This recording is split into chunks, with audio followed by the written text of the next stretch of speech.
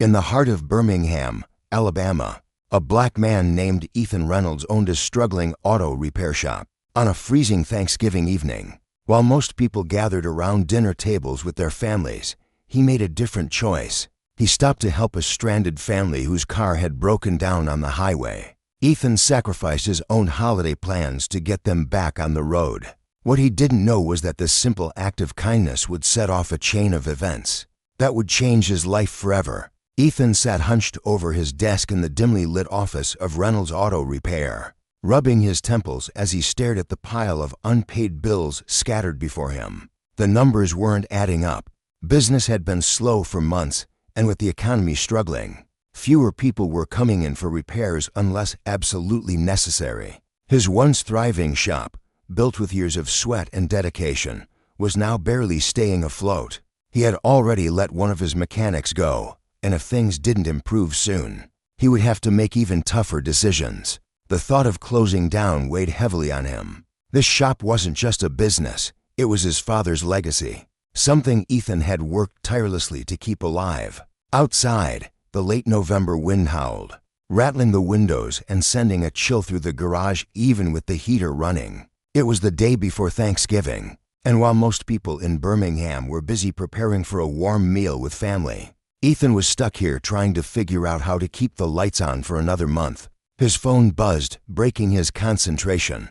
He glanced at the screen and saw his sister's name. "Hey, Maya," he answered, trying to sound upbeat despite the exhaustion in his voice. "Hey, big brother." Her voice was warm, filled with that familiar mix of concern and affection. "You're still coming for Thanksgiving tomorrow, right? The kids are excited to see their Uncle Ethan." He sighed, leaning back in his chair. "Yeah, of course. I'll be there at 5. He heard the hesitation in her voice before she spoke again. "You sure? You don't sound too good." He forced a chuckle. "Just a long day, that's all. But yeah, I'll be there. Tell the kids to save me a big plate."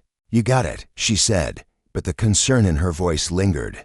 "See you tomorrow." As soon as he hung up, he ran a tired hand down his face. He wanted to be there for his niece and nephew, but his mind was preoccupied with the growing debt and the uncertainty of what lay ahead. Still, for one evening, he would put his worries aside and enjoy a good meal with family. He had to. The next morning, Ethan woke early, throwing himself into work, hoping to clear his mind. He spent the day tuning up cars, replacing brakes, and checking oil levels, but the truth was, there weren't many customers. The holiday season was always slow, and this year felt worse than usual. By the time 4:30 rolled around, he was ready to lock up. He grabbed his worn leather jacket, zipped it up against the bitter cold, and stepped outside toward his truck. Snow flurries were already drifting down, covering the pavement in a thin white layer. He took a deep breath, appreciating the quiet for a moment before pulling out his keys. Then his phone rang. An unfamiliar number flashed on the screen. He hesitated before answering. "Reynolds Auto Repair, this is Ethan." A woman's voice, laced with urgency, came through the speaker. "Oh, thank God. Is this the owner? Please, we need help. Our car just broke down on Highway 65. We've been trying every shop around, but no one's answering. It's so cold out here, and we have 2 little kids with us." Ethan stiffened. He glanced at his watch.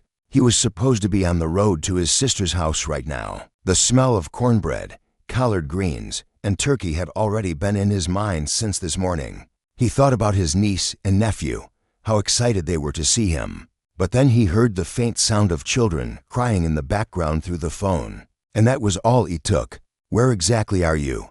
he asked, already turning back toward the shop. "Mile marker 78, near the exit to Montgomery," the woman replied, her voice shaking either from the cold, fear, or both. "The car just died out of nowhere. My husband tried everything, but it won't start." Ethan exhaled, knowing there was no way he could leave them out there. "Hang tight.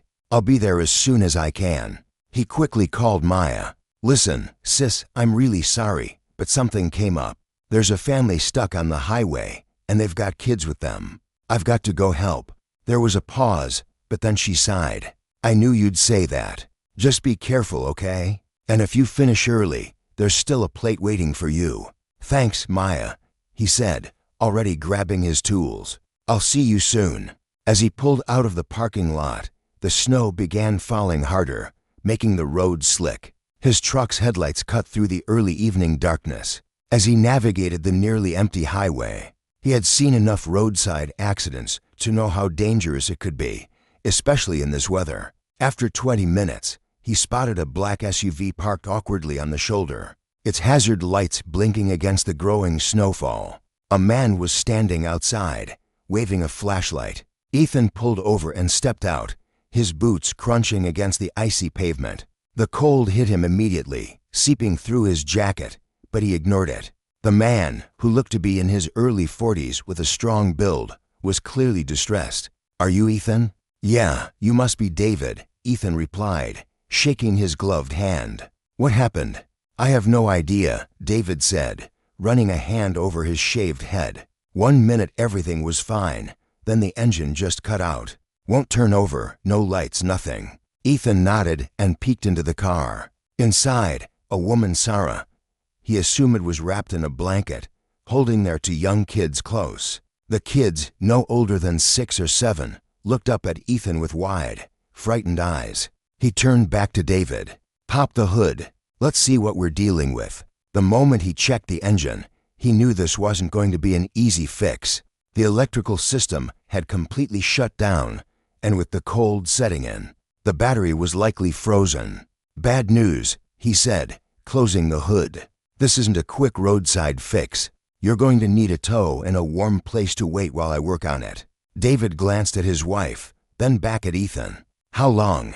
"Could be a few hours," Ethan admitted, "maybe more. Depending on what I find once we get it to the shop." Sarah's face fell. "We were on our way to Atlanta. My mother, she had a heart attack. The doctors aren't sure if she's going to make it through the night." Her voice cracked on the last word, and David placed a reassuring hand on her shoulder. Ethan felt a pang in his chest. He had been in their shoes before. His own mother had passed suddenly, and he never got the chance to say goodbye. He wasn't about to let that happen to someone else. "Look, I'll do whatever I can to get you back on the road as fast as possible," he promised. "Let's get you out of the cold first." As David and Sarah nodded in gratitude, Ethan grabbed his towing chains. The night was just beginning, and there was a long road ahead, but he had made his choice. He just didn't know yet how much that choice was about to change his life. Ethan worked quickly, securing the heavy chains to the undercarriage of the SUV as the snow thickened around him, sticking to his jacket and stinging his exposed skin. His fingers, despite the thick gloves, were already beginning to feel numb from the cold. But he powered through, double-checking every latch to make sure the car was stable before stepping back and nodding to David. "All right, it's hooked up. I'll tow you to my shop. It's about 10 minutes from here, and it's warm inside. Your family can wait there while I figure out what's wrong." David exhaled a breath of relief, glancing at Sarah, who gave a small nod from inside the SUV. "Man, I can't thank you enough," David said, clapping a cold hand on Ethan's shoulder before rushing back to his car. Ethan climbed into his truck, turned up the heat, and put the vehicle into gear, feeling the slight resistance as the weight of the SUV pulled behind him. As he drove, he kept checking his mirrors, making sure the vehicle was still secure and that David and his family were doing all right. The road was slick, the snow coming down faster now, reducing visibility to just a few feet ahead. The wipers worked overtime, but even they struggled against the freezing mix of ice and sleet. He tightened his grip on the steering wheel. The last thing they needed was another accident. When they finally reached Reynolds Auto Repair, Ethan pulled into the lot and carefully backed the SUV into one of the garage bays. He parked, turned off the engine, and hopped out, shaking off the cold as he unhooked the chains. David helped Sarah and the kids out of the SUV, guiding them toward the shop's small waiting area. It wasn't much, just a couple of old but comfortable chairs, a small TV mounted on the wall, and a coffee machine that had seen better days, but at least it was warm. The moment they stepped inside, Sarah let out a shaky breath and pulled the kids closer. "Thank you," she said softly, her voice still tight with emotion. "This means more than you know." Ethan gave a reassuring nod. "I get it," he said simply, not elaborating. He knew there was nothing he could say that would ease the fear of possibly losing a parent. Instead, he turned to David. "I'll get started on the car. If you need anything, just holler." David watched as Ethan grabbed his toolbox and got to work, rolling up his sleeves despite the lingering cold in the garage. He hesitated for a moment before stepping aside and pulling out his phone. He walked toward the far end of the waiting area, speaking in hushed tones into the receiver. Ethan didn't think much of it. He assumed David was calling family, letting them know the situation. Instead, he focused on the SUV, popping the hood and immediately confirming what he had suspected earlier. The electrical system was completely shot. Something had shorted out, maybe a faulty alternator or a wiring issue deep in the system. It wasn't just a dead battery. This was going to take some real work.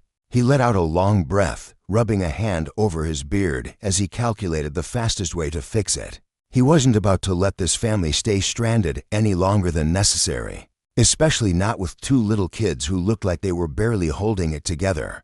The girl, the older of the two, kept clinging to her mother's side, but the little boy had started to fidget, clearly restless. Sarah must have noticed because she dug through her bag and pulled out a set of coloring books and crayons, handing them over to keep the kids occupied. Ethan caught a glimpse of the book-shy quality, thick pages, the kind you didn't just pick up at the corner store. Everything about this family, from their clothes to the way they carried themselves, suggested money, but he pushed the thought aside. It didn't matter. He grabbed his tools and got to work, the hum of the overhead lights buzzing in the quiet garage as he removed the damaged components and started installing new parts. Time passed in a blur, the repetitive rhythm of his work keeping him focused. Occasionally, he glanced up to see David still on the phone, his face unreadable, or Sarah softly murmuring to the kids, her expression tense.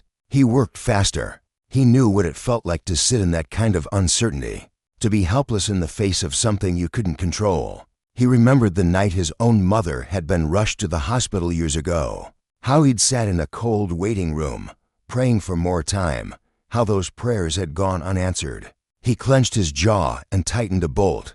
Not this time.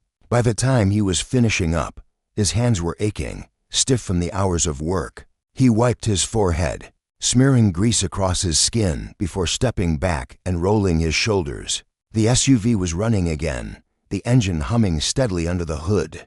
He let out a breath of relief and turned to find David standing nearby, watching him. "All set," Ethan said, reaching for a rag to wipe his hands. "She should run just fine now, but I'd still recommend getting her checked again when you get to Atlanta, just to be safe." David stared at him for a moment before nodding. "I don't even know what to say," he admitted. "You didn't have to do all this, especially on a holiday." Ethan shrugged. "Didn't feel right leaving you out there, not with your kids in the car." He hesitated before adding, "I know what it's like to not get a chance to say goodbye. If I can help make sure you don't go through that, I will." Something in David's expression shifted, something deeper, but he didn't press. Instead, he reached for his wallet. "How much do I owe you?" Ethan sighed, glancing toward the register where he usually calculated bills. He knew what the parts had cost, over $800 easily. Labor, that would have been another few hundred at least. But as he looked at Sarah, who was now bundling up the kids, her face still drawn with worry, he made a decision. "Just cover the parts," he said finally. "No charge for labor. Consider it a Thanksgiving gift." David blinked. "Are you serious?" "Yes," Ethan nodded, shoving his hands into his pockets. "Like I said, I just wanted to help." Sarah made a choked sound, and before Ethan could react, she stepped forward and hugged him. It was brief, just a quick, grateful squeeze before she pulled back, wiping at her eyes. "You have no idea what this means to us," she whispered.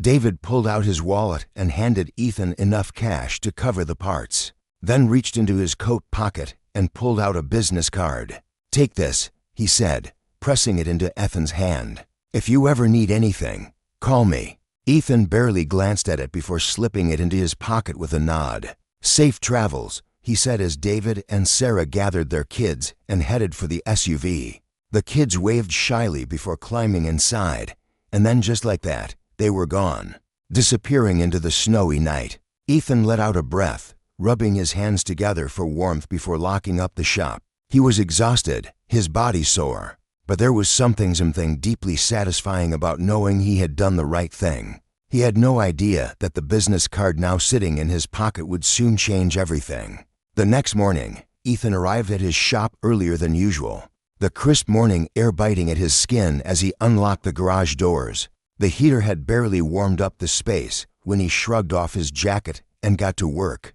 checking inventory, going through invoicing to keep himself busy. His body ached from the long hours of labor the night before, but he didn't regret a single second of it.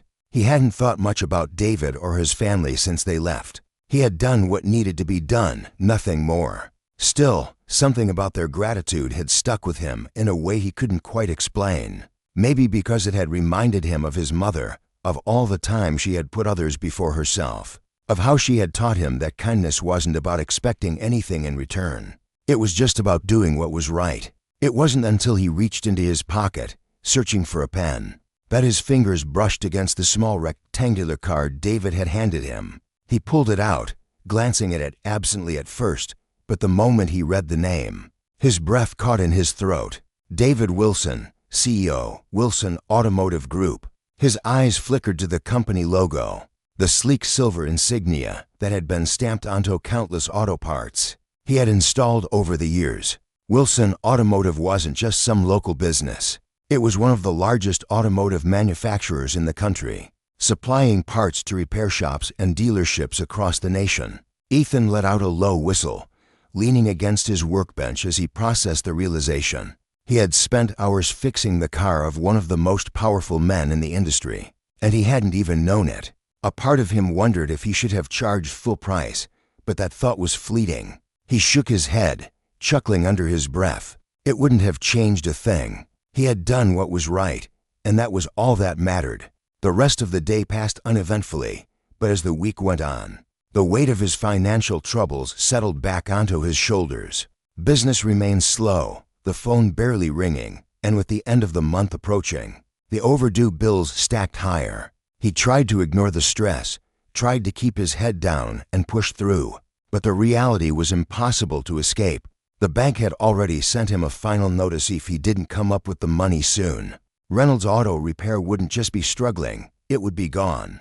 Then, on a cold December morning, everything changed. Ethan was in the middle of changing the oil on an old pickup truck when he heard the sound of tires crunching over gravel outside. He wiped his hands on a rag and glanced toward the entrance, expecting another customer in need of a quick fix. Instead, he saw something that made him freeze in place. A black luxury SUV rolled into the lot, the kind that screamed wealth, its sleek exterior polished to perfection despite the winter grime on the roads. Right behind it, a second vehicle, just as expensive looking, pulled up and parked. Ethan straightened, brow furrowing. This wasn't the kind of traffic he usually saw around here. The doors of the first SUV opened, and out stepped David Wilson. This time, he wasn't in travel-worn clothes and a heavy winter jacket.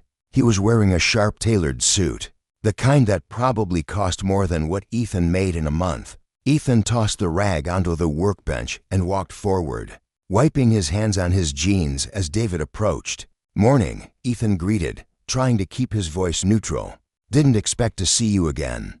David smiled, shaking his hand firmly. "Good to see you, Ethan. I hope you don't mind me stopping by unannounced." Ethan raised an eyebrow, glancing at the second vehicle.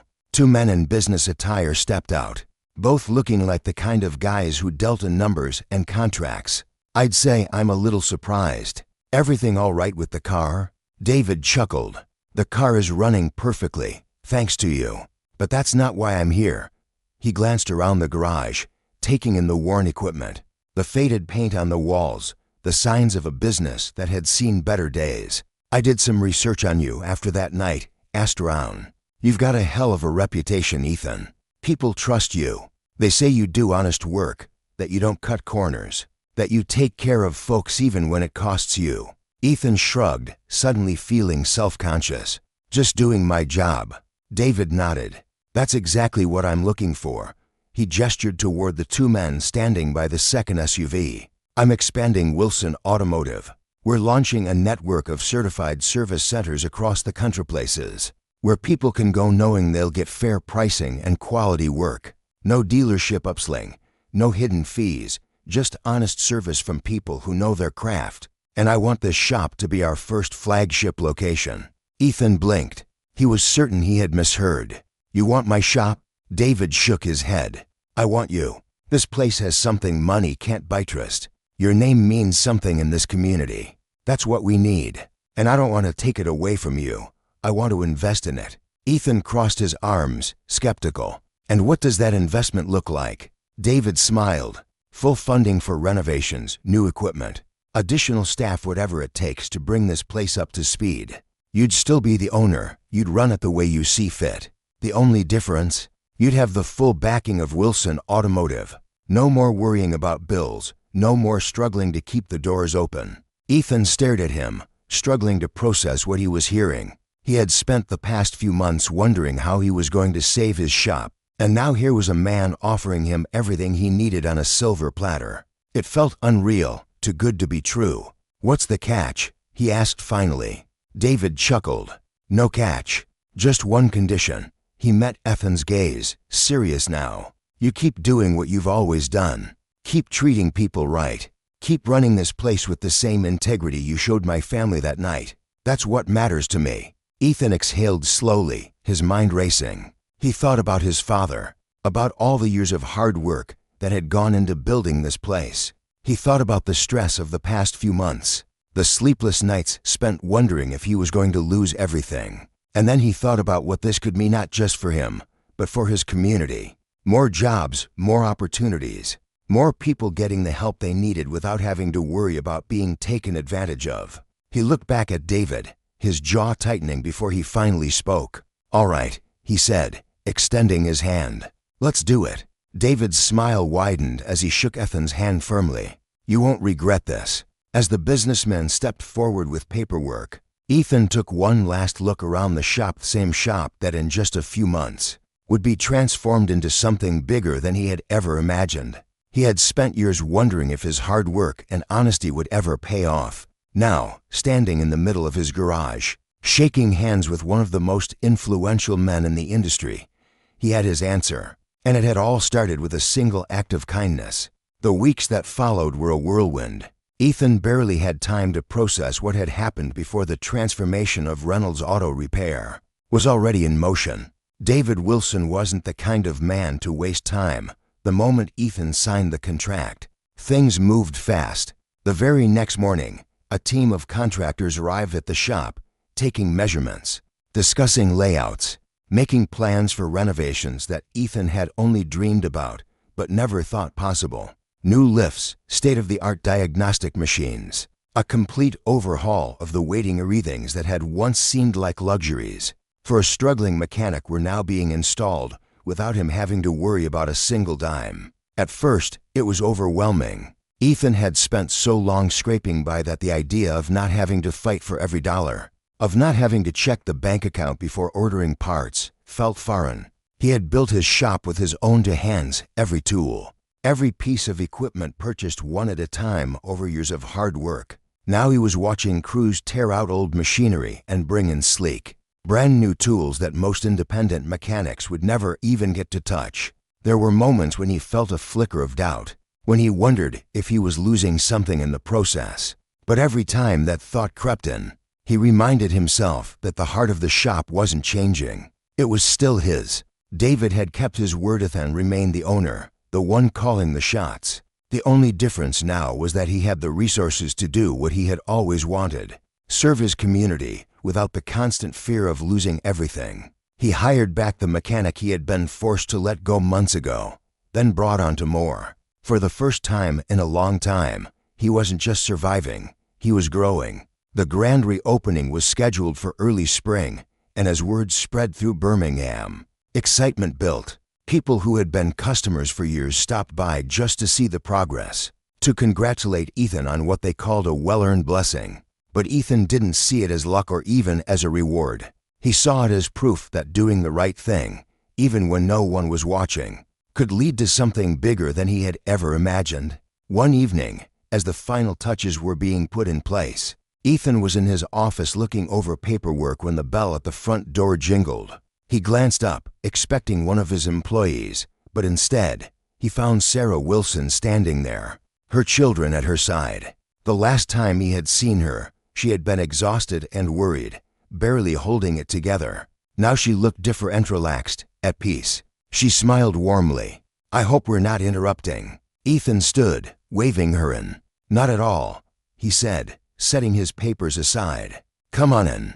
The kids ran forward, and to his surprise, the little boy reached into his coat pocket and pulled out a folded piece of paper, holding it out to Ethan like a prized possession. "I made this for you," he said shyly. Ethan took the paper, unfolded it carefully. It was a crayon drawing of a car, big and boxy, with a stick figure version of himself standing beside it, smiling. Above it, in uneven handwriting, were the words "Mr. Ethan the best fixer." Ethan chuckled, a warmth spreading through his chest as he looked down at the drawing. "This is amazing," he said, crouching slightly to meet the boy's gaze. "You got my beard just right." Sarah laughed. "He's been talking about you ever since that night."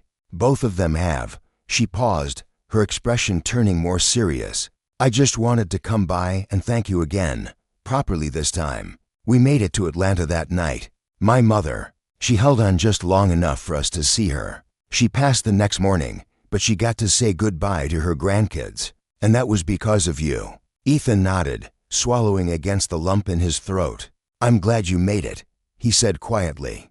"I really am." Sarah exhaled, glancing around the shop. "David told me what he's doing here. He told me it started because of that night."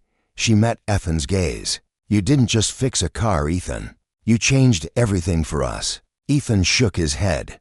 "I just did what anyone would have done." Sarah smiled knowingly. "No, you did what the right kind of person would do." Ethan didn't have an answer for that, so he simply nodded, looking back at the drawing in his hands.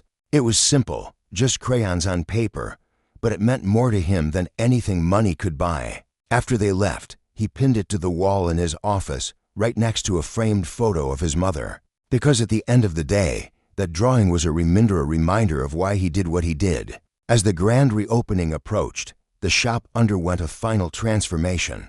A new sign was installed above the front entrance, sleek and modern, yet still familiar. It read, "Reynolds Auto Care, a Wilson Automotive Partner." The night before the grand opening, David invited Ethan to an industry event in Atlanta, introducing him to some of the biggest names in the business. "Ethan Reynolds, the man who showed me what true service looks like," David would say each time, shaking his hand like an equal. But no matter how big the shop got, no matter how many connections he made, Ethan stayed the same. He still got his hands dirty, still worked under the hood when his mechanics needed backup, still greeted every customer like they were an old friend. The only difference now was that he didn't have to worry about losing it all. And every Thanksgiving after that, Reynolds Auto Care stayed open not for business but for emergencies. Anyone stranded, anyone who needed help, found the doors open, just like they had been for David and his family that night. 3 years later, Ethan stood outside his shop as a new customer pulled in a father with his 2 kids in the back seat. Looking desperate, their car barely making it into the lot, Ethan smiled, wiping his hands on a rag as he stepped forward. "Let's see what we're working with," he said, already rolling up his sleeves. The years that followed were nothing short of extraordinary. What had once been a struggling auto repair shop on the brink of shutting down had transformed into a thriving business, a cornerstone of the community, and a model for ethical service across the industry. But despite all the growth, all the changes, Ethan Reynolds remained exactly who he had always been, a man who believed in doing right by people, in fixing more than just cars, in making sure that anyone who walked into his shop left with more than just a working vehicle.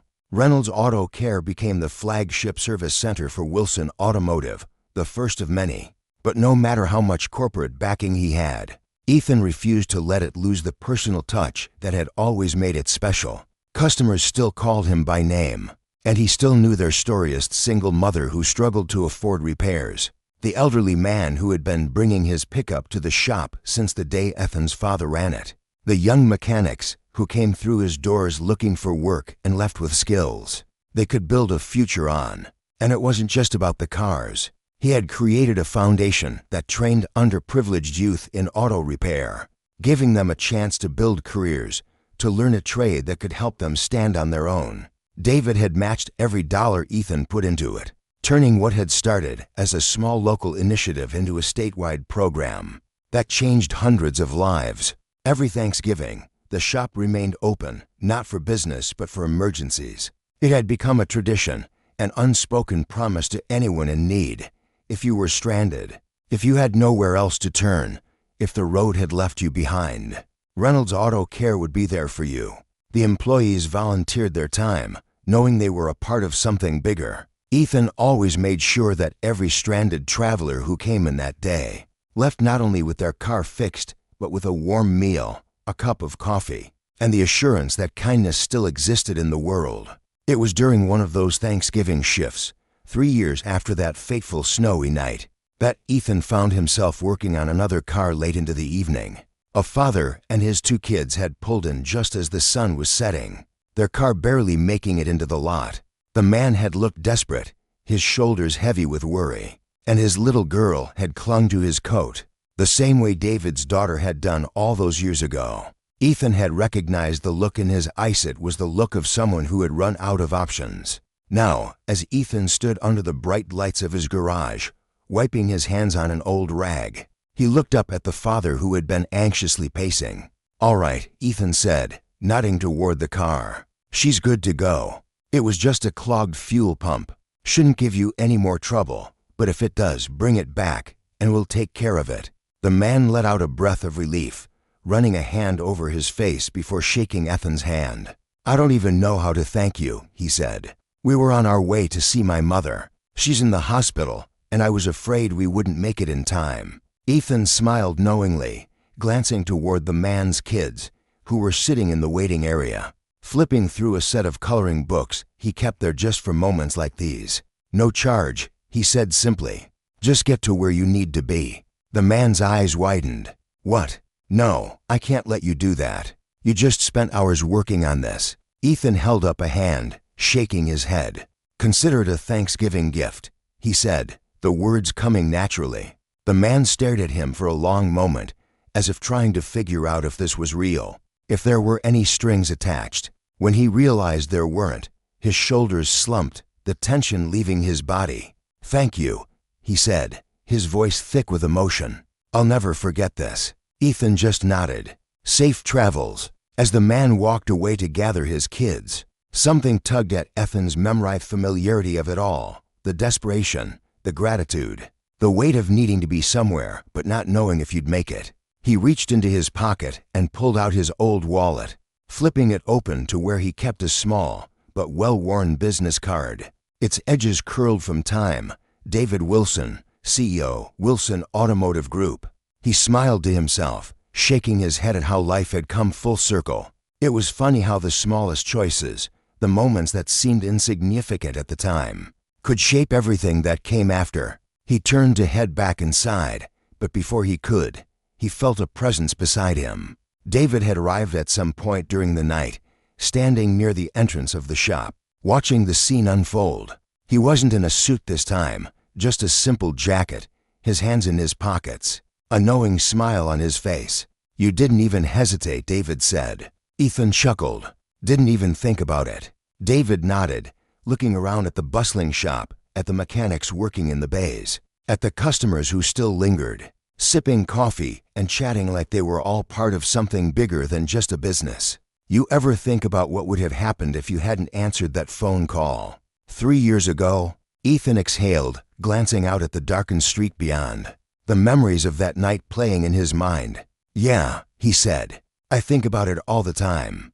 David studied him for a moment before smirking, and Ethan turned back to him. The warmth of the shop, of everything he had built, surrounding him. "I wouldn't change a damn thing."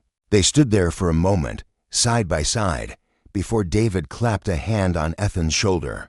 "Come on," he said. "Let's go inside. I hear you make one hell of a Thanksgiving dinner." Ethan laughed, shaking his head as they walked back into the garage, where life hummed. Ethan laughed. shaking his head as they walked back into the garage, where life hummed around them, where cars were fixed, where people were taken care of, where a single act of kindness had turned into something far greater than either of them could have ever imagined. Years later, when people would ask Ethan the secret to his success, he would simply smile and tell them about a snowy Thanksgiving night, about a stranded family, about a choice to help when it wasn't convenient.